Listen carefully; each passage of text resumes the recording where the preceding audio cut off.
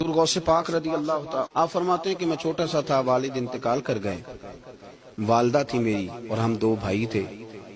فرماتے ہیں بچے کھیلنے کے لیے نکلے تو میں بھی ان کے پیچھے کھیلنے نکل گیا۔ ایک بیل بچوں کے قابو آ گیا، تو بچوں کے قابو کو چیز آ جائے تو پھر وہ اس کا جو حال ہوتا ہے وہ تو ہمیں پتہ ہی، ہم سارے بچے رہ چکے ہیں۔ تو کہتے ہیں وہ بیل قابو آ گیا، کوئی اس کے کان چھیڑتا، کوئی اس کی دم چھیڑتا، کوئی اس کے سینگ چھیڑتا، کوئی کسی جگہ سے اسے تنگ کرتا۔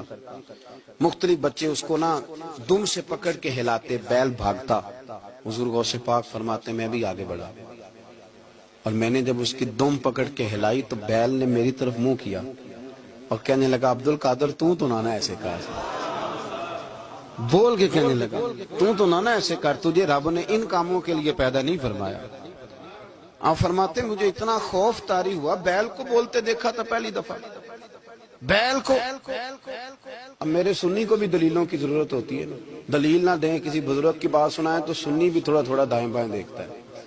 یہ شور ایسا ہوا ہے نا، پراپوگنڈا ایسا ہے۔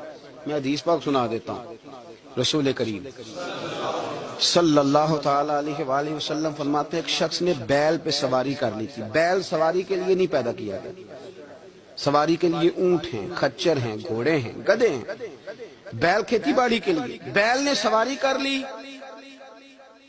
اس شخص نے جب بیل پہ سواری کی تو بیل پیچھے مڑ کے دیکھنے لگا اور کہنے لگا یار تو بڑا بیوقوف ہے۔ بول کے بیل حضور کے زمانے میں کہنے لگا مجھے اللہ نے سواری کے لیے نہیں پیدا کیا، میرے سے وہ کام لے جس لیے میں پیدا کیا گیا ہوں۔ تو بندہ ڈر گیا، کہنے لگا بڑی حیرانگی والی بات نہیں کہ بیل بولتا ہے۔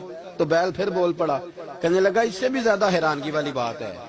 اس نے کہا وہ کیا؟ کہنے لگے مدینے میں نبی پاک آ گئے ہیں اور تو نے ابھی تک کلمہ ہی نہیں پڑھا، یہ اس سے بھی زیادہ حیرانگی والی بات ہے۔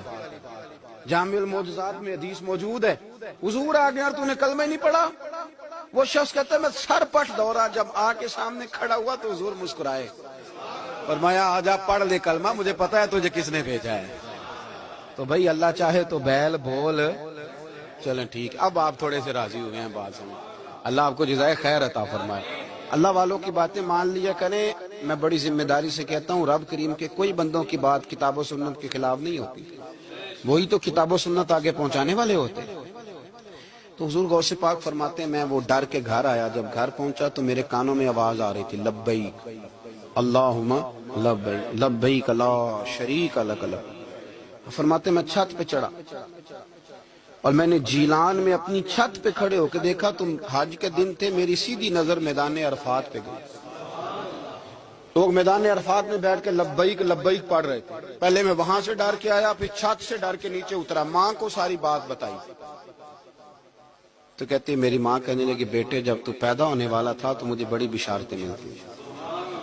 فرماتے ہیں ماں نے کھولا بکسا صندوق تو 80 دینار نکالے۔ میں پتر تم دو بھائی ہو اور تمہارا باپ کل جاگیر 80 دینار چھوڑ گیا، 80 40 تمہارے 40 تمہارے بھائی کے۔